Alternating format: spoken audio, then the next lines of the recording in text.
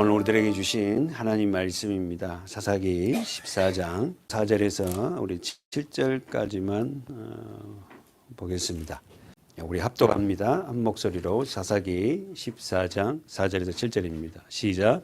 이때 블레셋 사람이 이스라엘을 관할한 고로 삼손이 틈을 타서 블레셋 사람을 치려 함이었으나 그 부모는 이 일에 여호와께로서 나오는 것인 줄을 알지 못하였더라.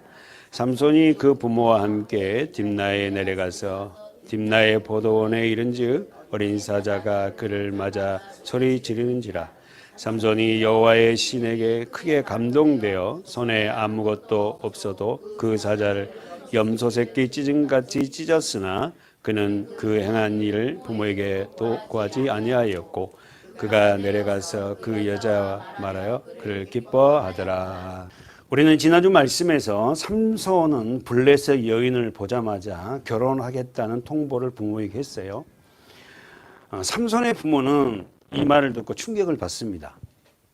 왜 이스라엘 여인도 많은데 블레셋이냐? 여러분 보세요. 사사기 14장 3절에 있죠?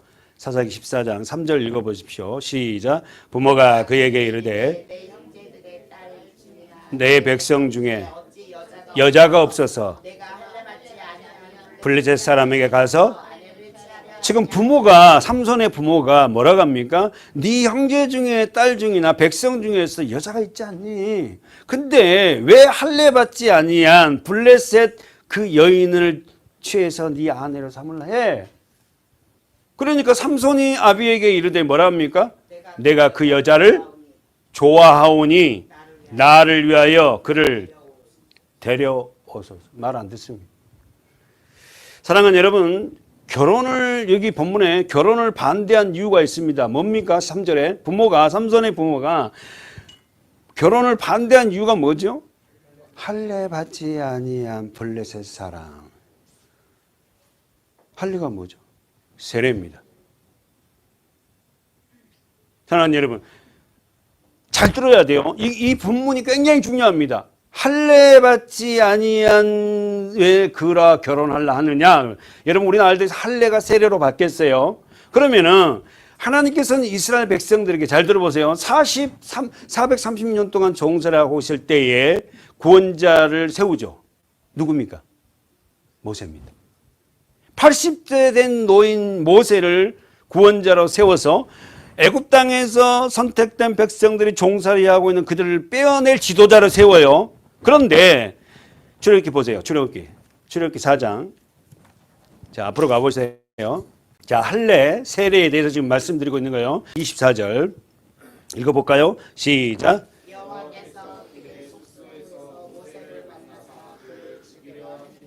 계속.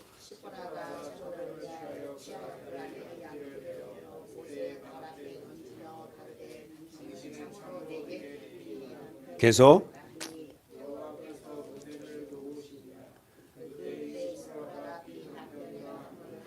자, 동그라미 자기 성경 할례를 동그라미. 할례를 인합니다.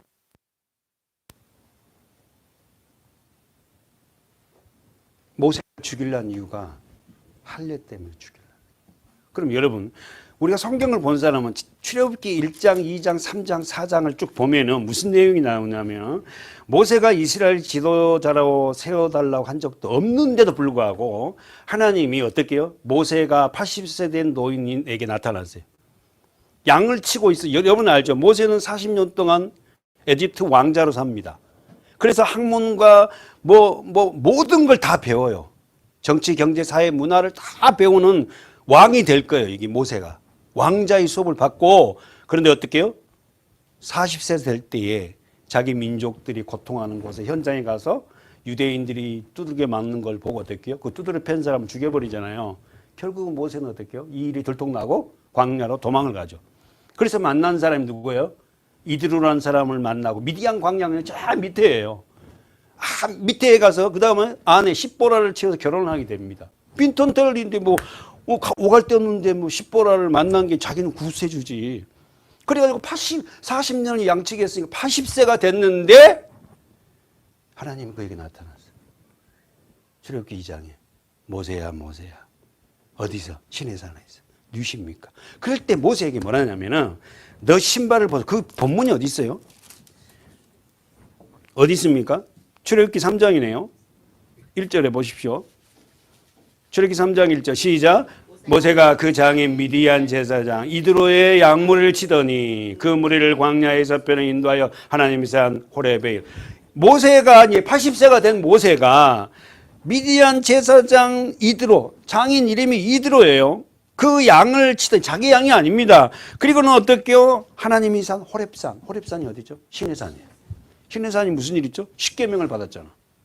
그러니까 저 미디안 아라비아 반도 미디안 끝에 있어요. 거기서 만난 거예요. 그러면서 모세에게 이스라엘 백성들을 구원해라. 모세가 뭐라 그러죠? 안 합니다. 저는 못 합니다. 내가 80세 된 노인이 돼가지고 어떻게 내가 이스라엘 백성들을 갖다 그들을 꾸짖어내요. 그리고 그 당시 애굽은 최고의 강국이잖아요. 아니, 내가 어떻게 합니까? 그러니까 모세가 절대 못 한다니까 하나님이 어떻게 해요? 그 손을 다 들어요. 핑계거리면 다 나 이렇게 해줄게, 이렇게 해줄게, 이렇게. 나중에는 뭐 합니까, 모세가? 못한다는 모세. 나는 말을 못하거든요. 보낼 때를 보내셔서. 그러니까. 그래? 그러면 말 잘한 네 형을 내가 붙일게. 끝내 모세가 못한다는 모세를 갖다가 어떻게 합니까? 하나님이 세워요. 그런데 출애굽기 4장에 보니까 모세를 죽이려고 그래요. 그 이유가 뭐랍니까? 할례를 인하며. 다시 보세요. 출애굽기 4장. 어렵게 해갖고 지도자로 세웠는데 하나님이 세웠어요. 모세는 못한답니다. 나는 못합니다. 나는 못합니다. 계속 못합니다. 하는데 하나님이 내가 네 못한 거 다 들어줄게. 내가 네 못한 거 다 함께 할게. 걱정하지 마. 결국은 더 이상 핑계거리가 없으니까 손들어서 그럼 갈게 했는데 오늘 출애굽기 4장 24절부터 4장 24절 봅니다. 여호와께서 길의 숙소에서 모세를 만나사 그를 죽이려 해요. 할례. 질문 한번 해볼까요? 모세는 할례를 받았어요? 왜 나를 쳐다보고 말을 하고 막 쳐다만 보고 계세요?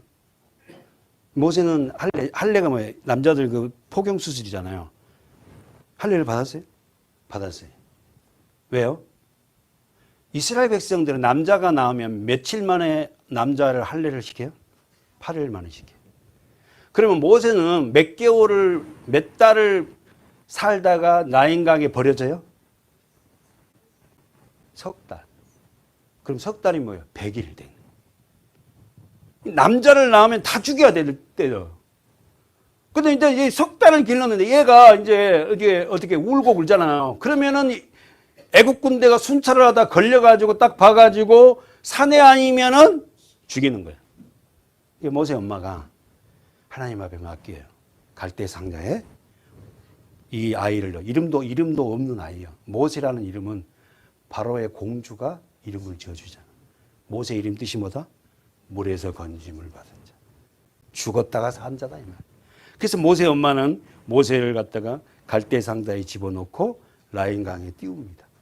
하나님 앞에 맡기는 거지. 그때 그 모세를 따라가는 사람이 있었죠. 누이잖아. 미리암이 지 동생을 가는 걸 몰래 따라간다고.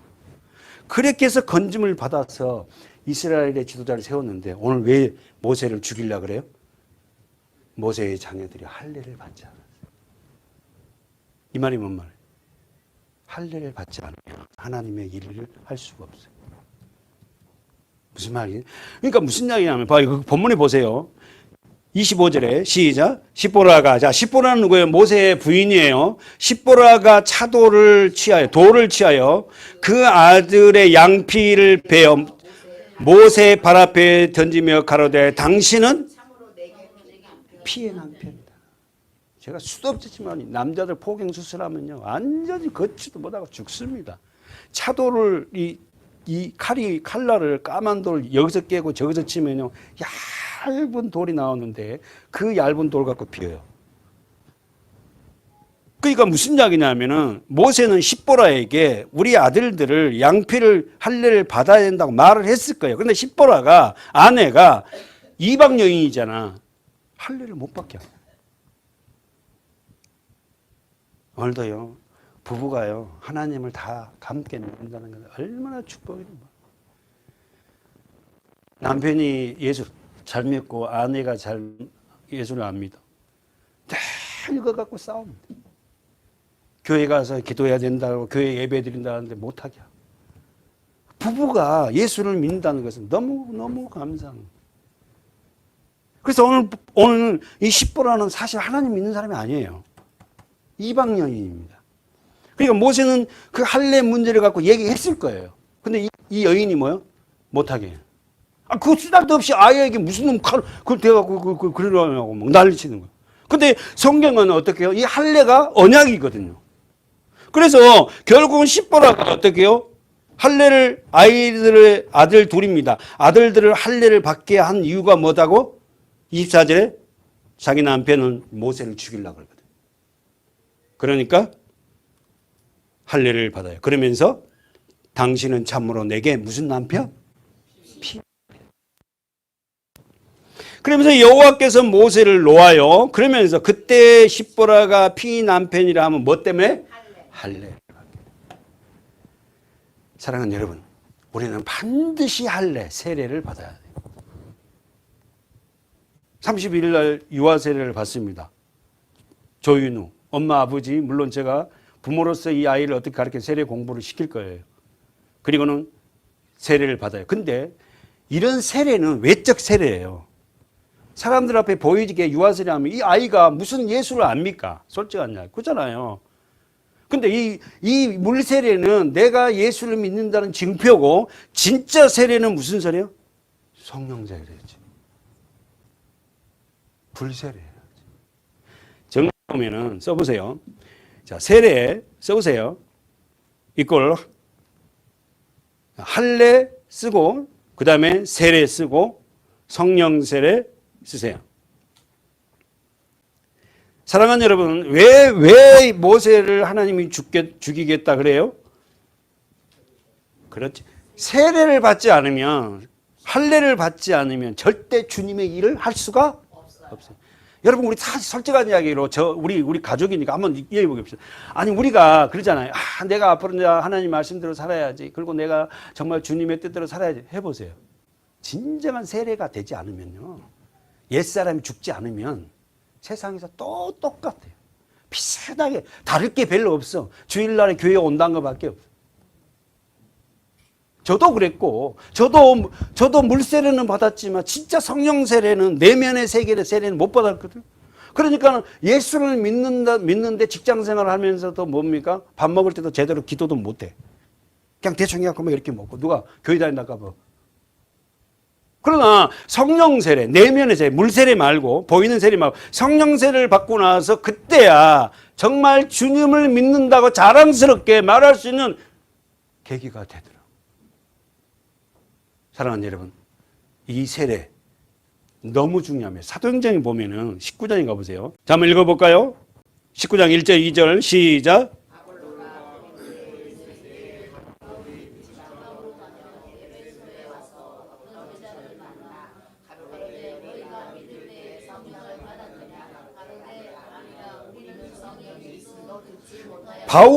바울이 자, 자기 성경 보면서 바울이 에베소 교회, 고린도에서 에베소 교회에 와서 어떤 제자를 만났어요. 에베소 교회의 제자들을, 예수 민사를 만나서 첫 번째 질문이 뭐냐면은, 너희가 믿을 때, 2절 보십시오. 너희가 믿을 때 성령을 받았느냐? 너희가 믿을 때에 성령을 받았느냐? 써보십시오. 이 성령이 뭐냐? 말씀이에요. 그가 첫 번째 질문은, 너희가 믿을 때 성령을 받았니? 정말 어떤 사람은 그래요. 저도 말씀을 모를 때 막 성령을 받은 사람은 막 뜨거워갖고 막 펄떡펄떡 뛰더라고. 이게 성령 받은 줄 알았어요. 막 뜨거워갖고. 진짜 그런 사람이 있어요. 성령 임하면은. 아니, 진짜 성령 임하면은 어떨 때는 뜨거워서 견딜 수 없을 때가 있어요. 근데 그거는 그 순간의 임의적인 거고, 진정한 성령은 뭐죠? 말씀입니다. 성령은 인격적입니다. 막 그냥 사람 마음에 난리를 치고 막 그냥 벌거벗고 그냥 뒤로 자빠지고 막 하고 막 이런 식으로 오만방자를 떨지 않아요. 그게 성령을 받는 거예요. 그러면 다시 한번 보세요. 바울이 에베소에 와서 성도들을 만나서 가로되 2절 가로되 너희가 믿을 때에 뭘 받아? 성령. 사랑하는 여러분, 우리가 믿음을 받는 자는 반드시 뭐야? 성령, 그리스도의 영, 하나님의 영이 우리 안에 들어와야 돼요. 그러면 잠깐, 그러면 아담 안에서 태어난 모든 사람은 범죄해서 우리가 죄를 상속받았잖아요. 그래서 반드시 우리가 물과 성령을 거듭나야 돼요. 우리 아이들이 전부 다. 그러면 아담 안에서 죄를 상속받은 모든 자는 반드시 옛사람이 죽고 새로운 사람으로 거듭나야 돼요. 그게 성령살입니다.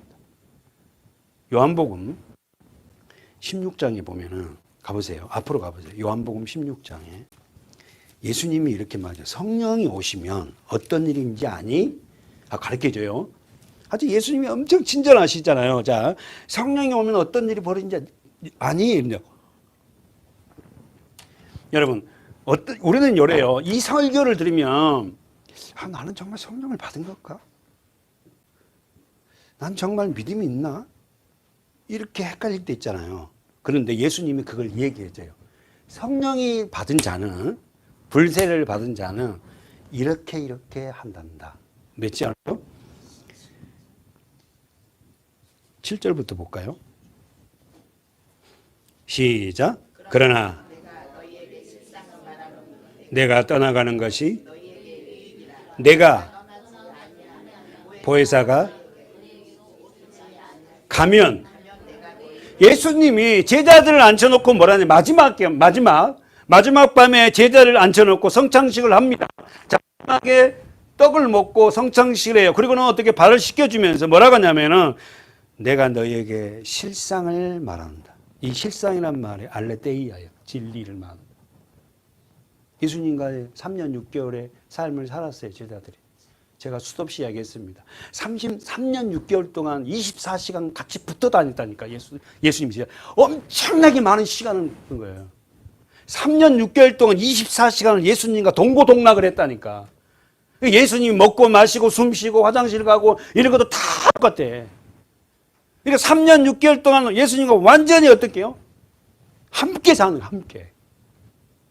그리고는 예수님이 이제 십자가를 지어야 됐잖아요. 그래야지 예수님이 져야만 우리가 살지 않습니까? 예수님 뭐라면 내가 너에게 실상을 말하노니. 자, 보세요. 7절. 내가 떠나가는 것이 너에게 뭐다? 유익이다. 내가 십자가를 지어야 너희가 산다.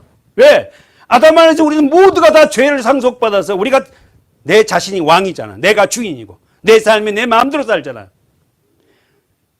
십자가를 만나는 자는 내 삶의 주인이 내가 아니라 하나님이 내 안에 들어오기 시작해서 쳐내요. 안 좋은 것들 하지 말게 해요. 내가 떠나가는 것이 너에게 유익이다. 내가 떠나가지 아니하면, 이 말이 뭔 말이죠? 내가 십자가에 죽지 아니하면, 자, 보혜사 쓰세요. 보혜사가 너희에게 오지 아니한다. 이 보혜사가 뭐죠? 성령. 보혜사는 우리 한국 성경에 보혜사로 썼지만 헬라어 원어는 파라클레토스예요. 파라클레토스. 성령. 파라클레토스는 위로자. 다시 한번, 이 보혜사는 우리 한국 성경에는 보혜사로 썼어요. 성경을. 그래서 보호할 보자, 은혜해자, 가르칠 사자로 한문을 썼다고. 그러니까 성령이 오면 우리를 보호하고 우리에게 은혜를 주고 말씀을 가르쳐요. 성령이 오면 이 성경이 뭔지를 깨닫게 돼요. 성령이 오면. 그럼 여러분, 아니 단순히 말해서 우리가 성령이 오려면 십자가가 내 것이 되지 아니하면 우리가 진정한 성령이 올 수 없잖아. 내가 가지 아니하면, 떠나가지 아니하면 보혜사 너에게 오지 아니할 것이다. 예수님이 가면 내가 그를, 보혜사를 너에게 보낸다. 그러면 여기서 나옵니다. 자, 성령을 받은 자에 대해서는 어떻게 현상이 나타난다? 8절에 시작. 그가 와서, 성령이 와서 첫 번째 뭐야? 죄에 대하여. 두 번째 의에 대하여. 세 번째 심판에 대하여 세상을 책망. 여러분 안에 성령이 들어오면은 죄에 대해서 굉장히 그 죄를 멀리 하려고 그래요. 성령이 오면, 여러분 안에 성령이 들어오면 죄에 대해서, 의에 대해서, 심판에 대해서 세상을 뭐야? 책망해요. 폭로시킨다는. 그러니까 여러분이 그냥 막 뜨거움이 없고, 어떤 사람은 목사님 나는요 뜨거움도 없었고요, 뭐 나는 뭐 어떻게 해서 성령 받았는지 구원받는지 뭐 이런 소리 하지 마세요. 여러분 안에 성령이 있기 때문에 의롭게 하나님의 말씀으로 살려고 발버둥 치는 거예요. 성령이 오면, 보혜사가 오면 죄에 대하여, 의에 대하여, 심판에 대하여 세상을 책망이 뭐야? 폭로시킨다.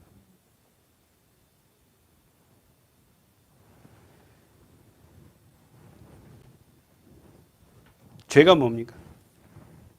하마라티아, 관역에서 벗어나가는 거예요.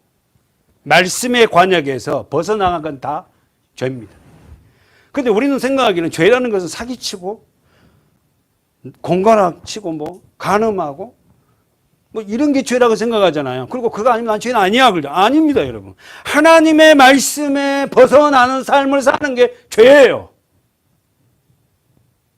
그러니까 우리가 전도를 하면은,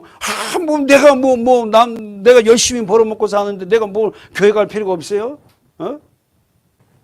자, 사랑하는 여러분, 여기서 다시 한번 보면은, 죄에 대해서라면 예수님이 설명을 해요. 9절에서 뭐랍니까? 죄의 정의를 내려야 돼요. 죄가 뭔가? 예수를 믿지 않는 거예요. 여러분, 죄가 뭡니까? 예수를 믿지 않는 거예요. 여러분, 정확하게 예수님이 말씀하여 죄가 뭔지 아니? 유대인들이 있잖아요. 바리새인과 서기관들 예수 안 믿어요. 지금 현재 여기 본문에서 모세를 믿지 예수를 안 믿어. 지금 예수님이 죄가 뭔지 아니? 죄라는 것은 나를 믿지 않는 거예요. 예수가 누굽니까? 하나님이세요. 성자 하나님이세요. 두 번째, 의에 대하여라면, 자 10절에 의에 대하여라 하면 내가 아버지께로 가니 너희가 나를 보지 못한다. 의는 뭐죠? 하나님과의 올바른 관계. 사랑하는 여러분, 로마서는 뭐라고 하죠? 의인 없나니 하나도 없다 그러잖아요. 그게 무슨 이야기냐면은, 여러분, 어렵지 않습니다. 하나님과의 올바른 관계를 가질 수 있는 사람은 이 땅에 아무도 없어요. 예수 외에는. 그러니까 우리를 예수 안으로 집어넣어서 하나님이 어떻게 해요? 관계를 회복해요. 절대 우리가 기도 많이 한다고, 뭐 어떻게 한다고 우리가 올바른 관계가 하나님과 될 수가 없어요. 예수 그리스도를 안으로 들어가는 거예요. 그때 우리를 의인으로 관계를 하죠. 세 번째 뭡니까? 여러분, 예수님이요 친절하고요 성세하고요, 정말 예수님은 그냥 뭉뚱거려서 이야기를 안 해요. 자세하게 설명하는 거예요. 심판에 대한, 심판은 뭔지 아니? 이 세상 임금이 심판을 받는다. 이 말이 뭐예요? 이 세상에 살아가면서 자기 인생을 자기가 임금, 자기가 왕으로 사는 거. 우리도 다 그랬잖아요. 솔직한 이야기. 이제는 내가 내 삶의 주인이 아니지, 주님이 원하는 삶을 살아야지 하고 고민하기 시작하는 거예요. 그리고 그렇게 살아보려 하고. 오늘 우리 모두가 보혜사 성령을 보내서 죄가 뭐고 의가 뭐고 심판이 뭔지를 정확하게 알고 믿음 생활을 해요. 정말 여러분, 이런 소리 많이 들었잖아요. 정말 예수를 잘 믿는 사람이 복이다 하는데 뭐가 복이냐? 바로 이런 거예요. 죄에 대해서, 의에 대해서, 심판에 대해서 우리에게는 모두가 어떻게 그리스도 안에서 결백한 자예요. 아니, 우리 삶은 부족해요. 사실 기도도 많이 못합니다. 우리가 전도 생활을 잘 못해요. 그리고 여전히 어떻게 보면 내가 내 삶의 주인 되어 살아갈 때도 많아요. 그러면 내 예배를 통해서 이렇게 사는 거 아니지, 내가 하나님 안에서 살아야지 하고 주님 안으로 들어가는 저와 여러분이 되시길 바라요. 오늘 본문 가봅시다. 다시 본문을 가보면, 자, 쓰세요. 이스라엘 백성들의 할례 쓰세요. 자, 할례, 이 살례는 왜 반드시 이스라엘 백성들은 남자들은 대표죠. 남자. 태어나면 8일 만에 할례를 받아야 되는가, 세례를 받아야 되는가. 첫 번째, 언약의 상징이에요. 두 번째, 이 세례는, 할례는 뭐죠? 순종의 표시예요. 순종의 표시. 세 번째가 가장 중요해요. 다시 한번. 이 세례 할례는 언약 백성의 상징이에요. 그래서 우리가 세례 받았다 그러잖아요. 어떤 사람이 유아 세례 받았다는 걸 갖다 자랑하잖아요. 자랑할 만도 해요. 나는 유아 세례 받은 자다고. 자, 그 다음 두 번째, 순종의 표시고, 세 번째는 이방인과의 구별입니다. 구별.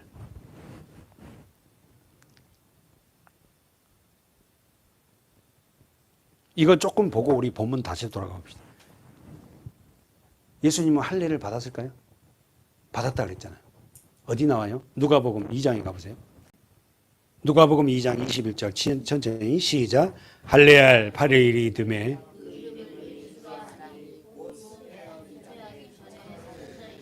자, 예수님이 할례를 받았어요. 며칠 만에? 그러면 예수님이 할례를 받을 필요가 있나요? 없어요. 예수님은 우리와 같지 않아요. 무지한 분이에요. 근데 왜 할례를 받아요? 예수님이 거듭날 필요가 있어요? 하나님인데? 우리의 믿는 자들의 삶의 표본은 이렇단다. 그 과정을 본을 보니 그렇지. 정리해 봅시다. 예수님께서는 8일 만에 할례를 받았어요. 할례는 세례로 대치됐다. 자, 이게 세례에는 두 가지 세례가 있다. 물세례와 불세례가 있다.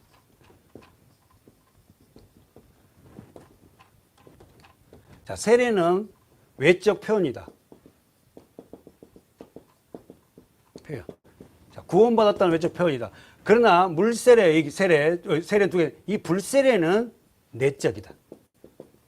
그래서 반드시 우리는 어떻게 해요? 불세례. 다시 말해, 이 불이 뭐예요? 말씀이잖아요. 말씀의 세례를 받아야 된다.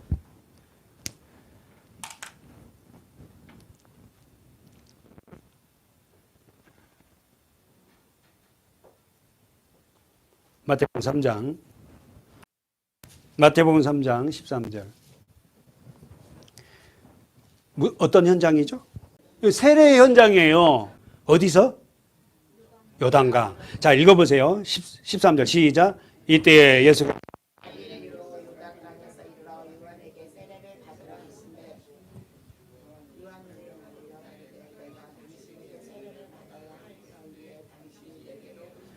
예수님이 세례를, 이때 나이가 예수님 30세쯤이에요. 30세. 자, 예수님의 아버지는 목수였고, 우리 잘 알잖아요. 그래서 그 아주 천한 일을 하셨어요. 하나님이신 그분이 태어나서 집도 지주고, 식탁도 만들고, 밥상도 만들고, 의자도 만들고, 하여튼 목수로의 삶을 살아. 왜? 아버지 직업이 목수니까. 아버지 이름이 뭐지? 요셉. 요셉이잖아요. 그래서 결국은 어떻게 해요? 그 아버지, 육신의 아버지 요셉 밑에서 목수 생활을 30년 했어요. 하나님이신 그분이. 여러분, 예수님보다 더 힘든 삶을 산 분이 있을까요? 없습니다. 하나님이니까 마음대로 할 수 있잖아요. 그 일을 안 하세요. 예수님의 손은 엉망이었을 거예요. 왜? 뭐 수없이 다치기도 했고, 뭐 그랬을 거 아닙니까? 자, 이제 육신의 일을 끝내고 하나님 이제 자기의 본 일을 하십니다. 첫 번째가 세례예요. 지금 제가 여러분에게 말씀드리고 싶은 게 뭐예요? 하나님의 일을 하려면 반드시 뭐다? 세례를 받아요. 물세례가 아니 성령 세례. 여러분, 세상은요 너무 편해서요. 진짜 하나님의 사람들 찾기 힘든 시대가 더 왔어요. 그러나 이렇게 많은 교회가 있고 많은 사람이 예수를 믿는다는데도 진짜 예수 그리스도를 믿음으로 소유하고 살아가는 성도들이 많지 않습니다. 엉망이에요, 사실. 진짜 안타까워요. 그거는 첫째, 올바른 말씀으로 교육이 되지 않고 그 말씀이 교육되지 않으니까 여전히 삶의 주인이 자기예요. 그리고 예수는 내가 하는 일에 도와주는 자로, 내가 이거 기도하면 도와줘야 되고 이렇게 믿어요. 안 됩니다, 여러분. 요한이 말려 가로되 보세요. 내가 당신에게 세례를 받아야 할 터인데 당신이 내게 오시나요? 이분이 누구다고? 하나님의 아들이라는 것을. 그래서 여러분 제가 자주 설교했듯이 구약성경의 마지막 선지자는 말라기가 아니고 요한입니다. 요한. 그래서 요한은 잘 들어보세요. 요한은 예수님에게 세례를 주면서 구약성경에 이르는 마지막 선지자 아담으로부터 되던 이 죄를 예수님에게 넘겨요. 그 예수님이 넘겨받고 십자가에서 죽으심으로 이 모든 죄를 해결합니다. 그러니까 무시한 상태로 태어나잖아요. 그래서 대답을 가라사대 이제 가라 15절 보세요. 우리가 이와 같이 하여 모든 의를 이룬 것이보다 그러니까 여러분 성경을 보면서 예수님을 한번 보아보세요. 아니 예수님이 뭐가 부족하고 예수님이 뭐가 조금이라도 못할 게 뭐 있어요. 그런데도 불구하고 예수님은 어떻게 나를 살리려고, 우리가 아닙니다. 나를 살리려고 그 높은 보좌를 다 버리시고 여인에게 잉태하실 뿐만 아니라 30년의 삶을 비참한 그 육신의 삶을 살고 어떻게 해요? 이제 주님의 일을 시작합니다. 첫 번째가 세례였어요.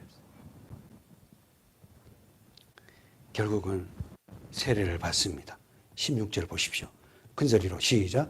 예수께서 세례를 받 물에서 올라오실 때 하늘이 열리고 하나님의 성령이 비둘같이 내려 자기 위에 임하심을 본. 사랑하는 여러분, 예수께서 뭘 받으시고? 세례는 뭐다? 물에 잠기는 거예요. 예수님은 세례를 받을 때 물에 요단 완전히 잠겼다고요. 장로교인들은 세 번 찍잖아요. 성부와 성자와 성령의 이름으로 머리에다가 아예 찍다. 이게 뭐다고? 여기까지 물이 찼다는 거예요. 보기에는 우리가 물로 찍었지만 우리 이번에 세례를 유아시를 베풀었지만은 여기까지 완전히 잠겼다는. 뭔 말이에요? 옛사람이 예수님도 세례를 받고 물에 잠겨서 올라오니까 하늘이 열렸다 그랬어요. 여러분 오늘 우리가요 하나님의 말씀 안에서 세례 물에 완전히 잠기고 옛사람이 죽으면은 하늘이 열립니다. 하늘이 열렸다는 게 뭐죠? 우리 마음이 열려요. 그래요. 마음이 열려. 마음이 열리고 뭡니까? 성령이 우리에게 임하고 17절을 보세요. 하늘에서 소리가 있어 말씀하시되 이는 내 사랑하는 아들이요 내 기뻐하는 자들아. 세례를 받으면 어떻게 해요? 하늘이 우리 마음이 열리고 성령이 우리에게 오심으로 뭐가? 말씀이 들려요. 성경이 재밌어요. 세상에 이 성령처럼 재밌는 책이 어디 있어? 우리 본문 가볼까요? 우리가 삼손을 통해서 나를 봐야 되고 우리 자녀들을 봐야 돼요. 이 삼손은 자신의 아내가 될 여인이 신앙은 전혀 고려하지 않고 뭔만 본 거예요? 외형적인. 여러분 우리가 신앙생활하는 성도들에게 가장 중요한 것은 내 중심으로 판단하면 안 돼요. 말씀이 기준이 돼야 됩니다. 그래서 말씀을 알아야 될 거 아닙니까? 그래서 우리가 공부를 하는 거죠.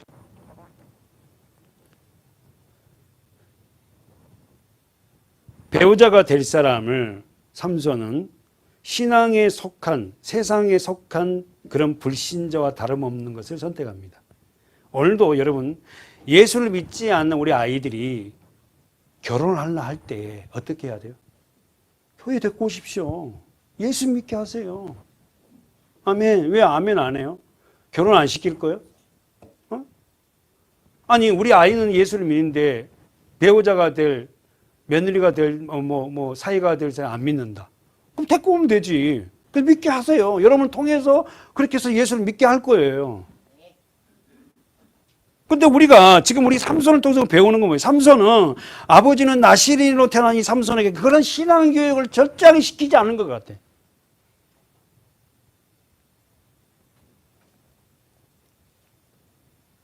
오늘도 교회에 출석하는 많은 영적 깊이와 능력을 잃어버린 이유가 자기 주관적인 판단과 삶의 주인이 자기가 돼서 그래요.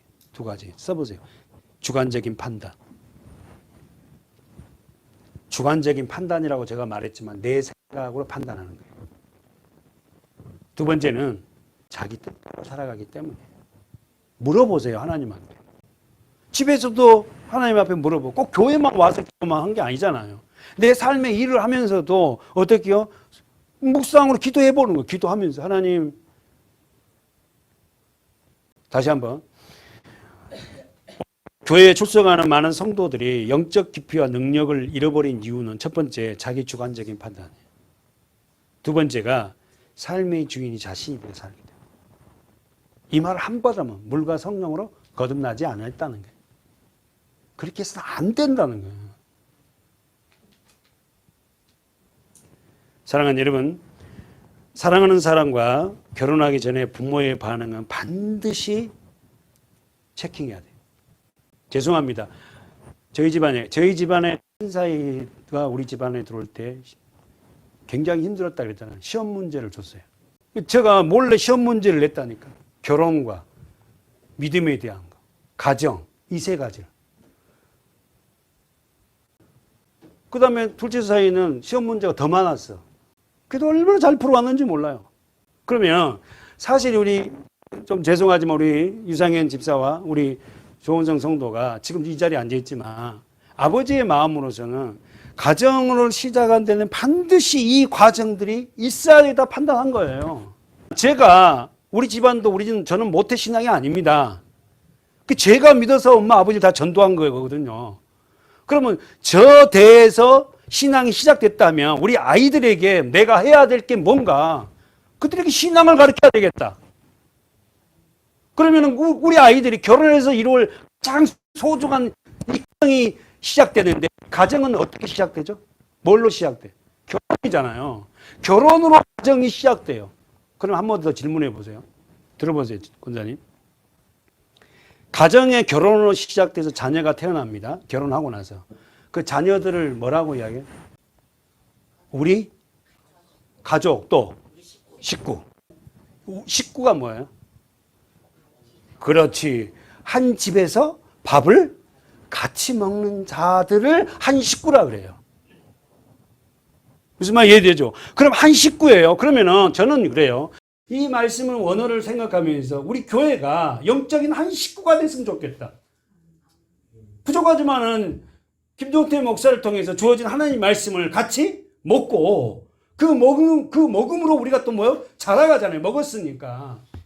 그래서 우리 교회가 그런 한 가족, 한 식구가 되었으면 좋겠다는. 그래서 제가 그렇게 말씀에 대해서 더 집요하게 여러분에게 강조하는 거예요. 같이 밥을 먹지 않으면 한 식구가 안 돼요. 어떤 분은 우리가 여기서 예배를 드리면 제가 그냥 다녔으면 다 보이거든요. 말씀을 안 먹습니다. 말씀이 들어가지 않아요. 굉장히 걱정이 되는 거예요. 계속해서. 왜? 그 영혼에게 나는 더 관심이 많거든. 그러니까 여러분이 좀 은혜가 안 되더라도 막 뒤에 돌아보지 말고 목사님을 봐주고 막 가끔씩 하면 머리도 끄덕거리지고 할렐루야. 그래야지 설교하는 분도 어떻게 선언도 어떻게 저가 좀 힘이 얻을 거 아니에요. 아멘. 우리는 어떤 분들이다? 한 식구, 한 가족이에요. 식구는 무슨 뜻이다? 한 공간에서 함께 밥을 먹는 자들. 사랑하는 여러분, 우리는 한 가족, 한 식구입니다. 써보십시오. 한 식구란 말은 한 집에서 밥을 같이 먹는 사람.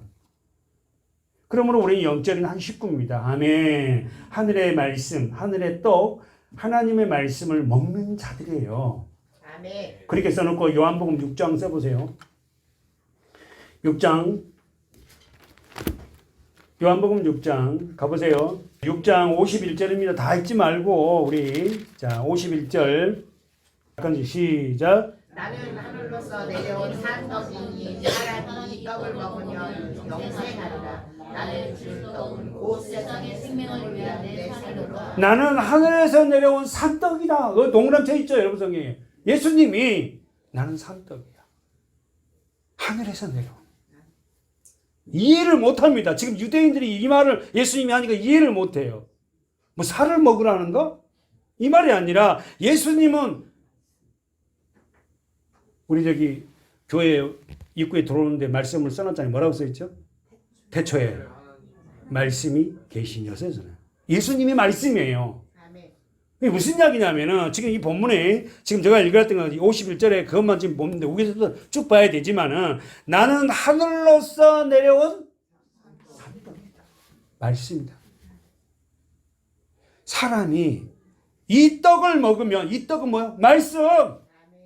말씀을 먹으면 뭐한다? 영생한다는 거예요, 여러분. 네. 말씀을 먹는다는 게 뭐죠? 이해가 하는 거예요. 이해가 돼. 성경을 읽을 때 이게 이해가 되는 거예요. 설교를 들을 때 이 말씀이 이해가 됐고 된다는 건 뭐예요? 말씀을 먹고 있다는 거예요. 사랑하는 여러분, 예수님은 자신을 하늘에서 내려온 산떡이다. 살아있는 떡이야. 떡이란 말이 뭐예요? 말씀이란 말이에요. 우리가 또 유대인들은 떡이 밥이잖아요. 우리는 이 떡을 먹어야 육의 생명을 살듯이 하늘에서 내려온 산떡을 먹으면 뭐한다? 영생하리니 나의 줄 떡은 세상의 생명을 위한데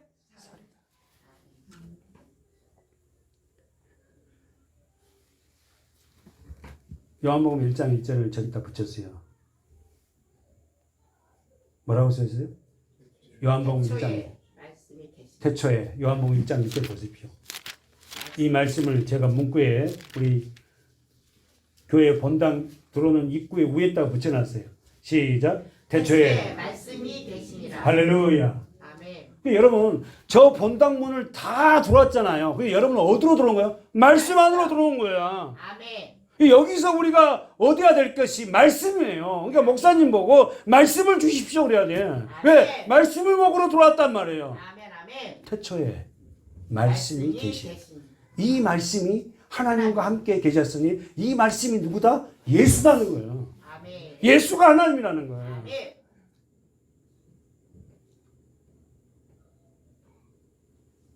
사랑하는 여러분, 오늘 우리들에게 이런 말씀이 육신이다.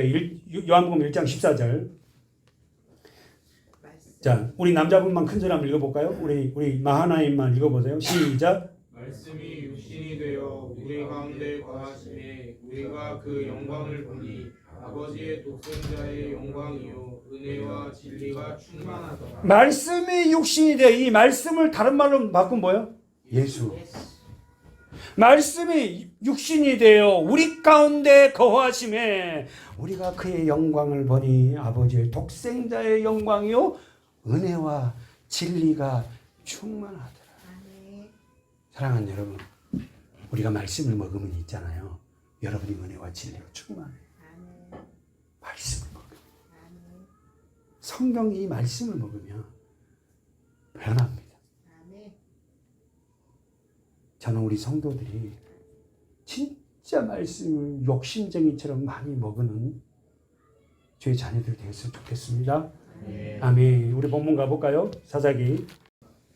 정리 할 겁니다. 자, 사사기 4절에서 삼손이 블레셋 여인과 결혼할 목적이 어디 있다는 건지 한번 나오고 있어요. 자, 읽어보세요. 4절 14장 4절 시작. 이때 블레셋 사람이 이스라엘 관할함고로 삼손이 틈을 타서 블레셋 사람을 치려 함이었으나 그 부모는 이 일이 여호와께로서 나온 것인 줄을 알지 못하였더라.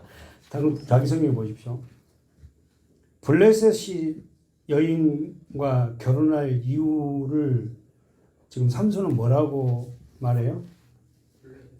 블레셋 사람 치려고.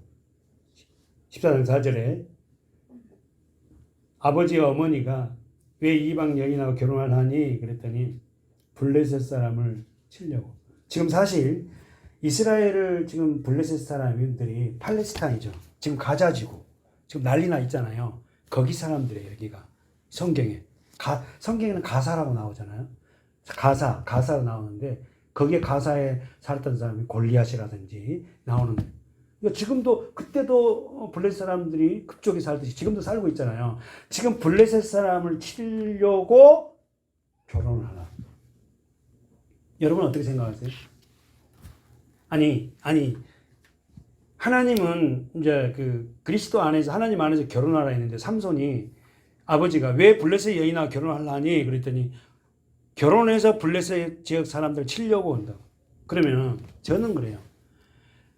내가 하나님의 일을 한다고 어떤 여인을 희생시키면서까지 해야 됩니까? 그게 정당한 방법일까요? 아니, 내가 사랑하지도 않고 내가 정말로 결혼을 해야 되겠다 이런 생각도 없는데 이렇게 해서 내가 하나님을 해야지 하고 어떤 도구로 쓴 게 하나님이 기뻐하실까요? 한번 생각해 보세요, 여러분. 하나님이 그런 분이에요? 하나님은 그런 분은 아니세요. 근데 지금 삼손은 하나님이 하지 말라는 그 결혼을 통해서 블레셋 사람들을 치겠다는 도구로 그 여인을 사용하겠대. 정리하면 삼손은 정당함이 보이지 않습니다. 결혼의 정당성.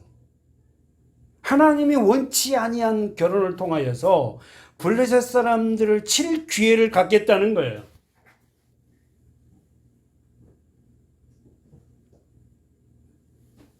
여기서 여러분 오해할 수 있어요. 14장 4절 하반절에 그 부모는 이 일이 여호와께로서 나온 것인 줄을 알지 못하였더라 본문이 있잖아요. 이 말을 결혼과 연결시키면 안 돼요.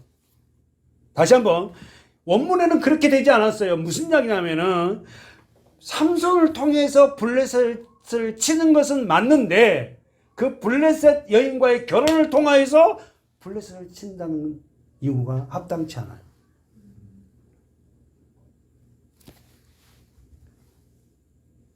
하나님께서 삼손에게 성령으로 감동케 하셔서 이스라엘을 블레셋을 치는 도구로 사용하신 거예요. 근데 지금 삼손은 자기가 주제가 돼서 자기 생각에 블레셋 여인과 결혼해갖고 블레셋 사람을 쳐 죽여야 되겠다고 결혼이라는 이걸 갖다가 지 마음대로 하는 거예요. 자기 마음. 안 된다는 거예요. 써보십시오. 삼손은 결혼 자체를 정욕으로 하고 있어요. 다시 한번. 삼손은 이방 여인과의 결혼 자체를 자신의 정욕으로 하고 있어요. 하나님이 원하는 것이 아니에요. 그래서 거기다가 하나님 핑계를 대는 거예요. 잘못된 생각입니다. 결국은 여러분 5절 보십시오. 결국은 자식 이길 부모 없다고 그렇잖아요. 자식 이길 부모 없다고 삼손의 부모는 삼손을 따라서 어디로 내려가요? 딥나로 내려갑니다. 블레셋으로 내려가요. 5절 읽어보세요. 시작. 삼손이 그 부모와 함께 딥나에 내려가서 딥나의 포도원에 이른즉 어린 사자가 그를 맞아 소리치니. 그거 보세요. 자, 블레셋 지역 딥나라는 지역이 블레셋 땅입니다. 내려갔어요. 자, 내려갑니다. 결국 내려가서 자기 소견대로 끝까지 어떻게요? 부모가 말린 결혼을 하겠다는 거예요. 그래서 결국 부모가 어떻게요? 자식 이길 부모 없다고 삼손에게 설득당하여서 딥나에 내려갑니다. 이 본문의 기사는 사사기 전체의 기사를 동일하게 하죠. 사사기 전체의 주제가 뭐죠? 그때 이스라엘에 왕이 없으므로 자기 소견에 옳은 대로 행하였다. 끝에 가봅시다. 21장 제일 마지막이죠. 사사기 21장 제일 마지막 장 25절 시작. 그때 이스라엘 왕이 없으므로 사람이 각각 그 소견에 옳은 대로 행하였더라. 뭐가 없으므로? 왕. 여러분 이스라엘, 저와 여러분 영적 이스라엘이잖아요. 구원받은 택한 자들이잖아요. 우리 택한 자들에는 왕이 누가 돼야 돼요? 예수가 돼야 돼요. 말씀이 돼야 돼요. 하나님이 돼야 됩니다. 근데 하나님이 왕이 되지 아니하니까 자기 소견대로 해요. 자기 생각대로. 그래서는 안 된다는 거예요. 너희가 하나님의 선택된 백성인데 하나님이 너 왕이 되지 아니한 사람들은 자기 소견대로 행해. 그러면 망한다는 거예요. 여러분의 삶은 어떠세요? 여러분의 소견, 여러분의 볼견자를 썼잖아요. 자기 생각, 자기 보는 대로, 옳은 대로 행합니까? 그래서는 안 돼요. 아담을 태어난 우리 모든 죄를 상속한 자가 자기 소견에 보기 좋은 것이 뭐가 좋겠어요? 우리는 우리의 소견대로 행하는 자가 되지 않으시기 바라요. 어떻게 하면 이렇게 된다? 어떻게 한 사람이 자기 소견대로 안 한다? 왕. 자신이 왕이 아니고 하나님이 왕이 될 때, 예수가 왕이 될 때, 말씀이 왕이 될 때에 자기의 소견대로 안 한다는 거예요. 그러니까 여러분, 신앙을요, 얼마나 믿음을 갖는다는 게 정말 쉽지 않습니다. 대부분이 자기 소견대로 한 거예요. 근데 삶이 망하고 막 먹어지고 이제 그때 이제 예수님을 붙잡고 이제 말씀대로 살래야 돼. 말씀이 없으면 또 자기 소견대로 하는 거예요. 그러니까 이 사사기는 계속 반복. 사랑하는 여러분, 우리는 영적 이스라엘로 왕 대신 하나님 말씀 안에 순종하는 자가 되시길 축원합니다. 다시 한번, 우리는 영적인 이스라엘로 왕 대신 하나님의 말씀에 순종하며 살아가는 자 되시길 축원해요. 그렇다면 여기서 이렇게 설교가 끝나면 율법이잖아요. 하나님의 말씀대로 순종하며 살아가신 분이 예수잖아요. 우리는 말씀에 순종 못한다니까요. 그러니까 예수 그리스도를 붙잡는 거예요. 끊임없이 그분과 동행하는 삶을 살 때 우리도 하나님의 말씀에 조금씩 순종해 나갈 줄 믿습니다. 아멘. 여러분과 저의 삶 속에서 내가 빠져야 돼요. 내가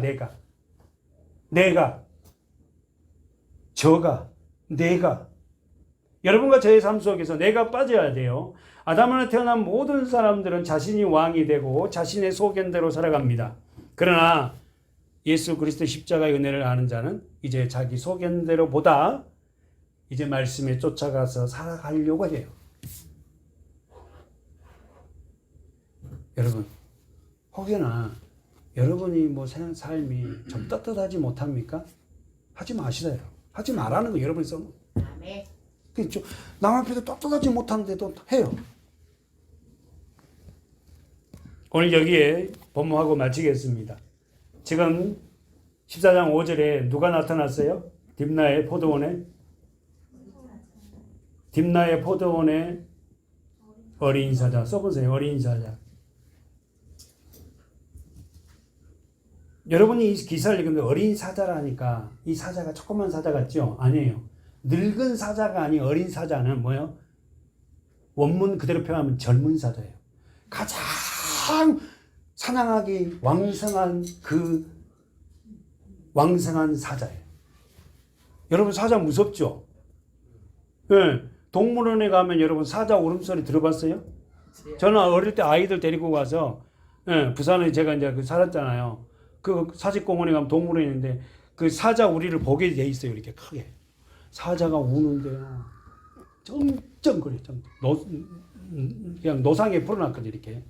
위에서 볼 수 있게끔 돼 있다고. 그냥 그 울음이요. 와, 진짜 다 잠잠할 것 같아. 그 울림이. 그 어린 사자가, 이 젊은 사자가 누구를 보고 소리를 질러요? 삼손을 보고 소리를 질러요. 그랬더니 삼손이 어떻게 합니까? 6절에 다 같이 큰 소리 시작. 삼손이 여호와의 신에게 크게 감동되어 손에 아무것도 없어도 그 사람을 염소 새끼를 찢었습니다. 그는 그 행하는 일을 부모에게도 구하지 아니하고. 자, 그까지만 보세요. 그럼 두 번 뭐라고 합니까? 지금 6절에서 뭐라 그래요? 삼손이 어린 사자를, 젊은 사자를 보고 사자가 자기 보고 소리를 지르니까 어떻게 해요? 여호와의 신이 크게 감동된다. 여호와의 신이 뭐예요? 성령. 자, 써보세요. 감동이란 말은 여호와의 신이 크게 감동되어 있어. 감동이란 말은 이 원어 뜻이요, 가만히 있지 못하게 하다, 몰아치다. 참 나는 정말요, 저와 여러분에게 소망이 있다면 여러분 안에 있는 성령님이 여러분을 감동시켜서 가만히 있지 못하게 해서 때로는 말씀을 보게 하고 말이야, 때로는 기도하고 싶어하는 그런 마음이 왔으면 좋겠어. 아멘. 네?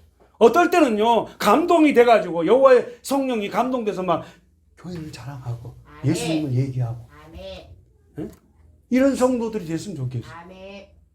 지금 삼손에게 그렇게 무서운 사자 앞에서 여호와의 신이 그에게 감동되니까, 여호와의 신이 그에게 임하니까, 여호와의 신이 위로부터 그에게 성령을 몰아치니까는 어떤 일이 벌어졌어요? 손에 아무것도 없어도 그 사자를 어떻게 해버렸다? 염소 새끼 찢은 것이 찢어버렸다. 가죽을 다 입고 있는 염소를 딱 찢은 것처럼 사자를 딱 잡아서 찢어버렸다. 가죽채로. 마치 여러분 이 본문은 도끼로 장작을 쪼개면 둘이 딱 걸러지잖아요. 이렇게 쪼개버린 거예요. 그런 신에 한번 여러분 한번 감동, 성령에 그렇게 감동을 한번 받아보세요. 네. 그랬더니 여러분 이 신의 감동, 이렇게 감동받았더니 지금 결국은 어떨게요? 완전한 사자를 갖다가 염소 새끼 찢은같이 찢어버렸어요. 그런데 부모에게 말하죠. 그러니까 여러분 참 이게 중요한 게요. 우리 자녀들이 세상에 나가서 시장 갔다 오면 부모에게 미주알 고주알, 아빠 엄마 오늘 무슨 일이 있었고 이런 대화를 많이 해야 되잖아. 자녀들이 크면은 밖에는 이야기를 부모에게 고하지 않아. 그럼 뭐라 합니까? 염소 새끼를 찢은같이 찢었으나 하반절 보세요. 그는 그 행한 일을 부모에게도 고하지 않아요. 고하십시오. 저는 여러분이 부모하고 이런 친밀한 관계는 하루아침에 되는 거 아니라고 생각해요. 어릴 때부터 부모 자식 간에 계속적인 나눔이 있을 때에 이 자녀도 커서 자연스럽게 말하는 거지. 그런 자녀들 낳아서 기르면서 전혀 아이들과 이 교감도 없는데 그냥 사춘기 된 애한테 말해보라. 절대 말 안 해요. 돈 필요할 때만 돈 달라지. 교회 생활을 좀 하면서 우리 자녀들을 그렇게 양육했으면 좋겠습니다. 아멘. 기도하겠습니다.